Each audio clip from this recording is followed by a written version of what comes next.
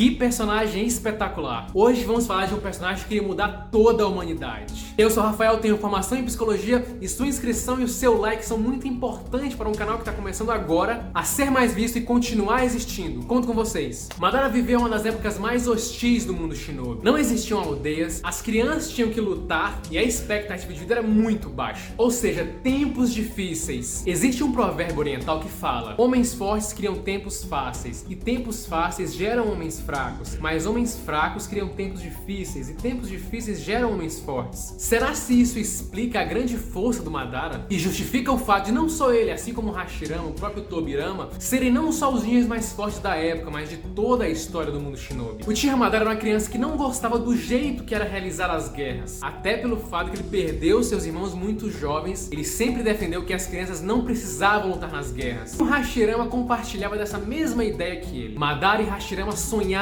com esse mundo sem guerras e com as crianças livres de ter que lutar. Porém, a morte dos seus irmãos e depois a morte do Izuna para o Tobirama mudaram a percepção do Madara. Senjutsu e Uchiha sempre foram rivais e sempre brigaram, e isso influenciava cada integrante do clã. Até que ponto a personalidade de uma pessoa pode ser modificada graças ao ambiente, ao grupo em que ela vive? O psicólogo Charles Kessler denominou um termo na psicologia social chamado conformismo. Quando estamos inseridos em um grupo, tendemos a agir conforme o comportamento daquele grupo. É um tipo de influência, já que a pessoa modifica o seu comportamento apenas para se adaptar àquele grupo. A gente vê muito isso em torcidas de futebol, onde o indivíduo naquela torcida briga com outros, coisas que ele não faria se estivesse sozinho. Na escola também, muitas pessoas praticam bullying por estarem em grupos que praticam bullying. Ou seja, a pessoa, para se sentir parte daquele grupo, ela comete atos que ela não faria se estivesse sozinha. O sentimento de pertencimento grupal pode mudar completamente a percepção de uma pessoa. E a gente vê isso claramente no Madara, que tomou decisões baseadas no seu clã, no comportamento dos Uchiha. Quando você vê os diálogos do Hashirama com o Madara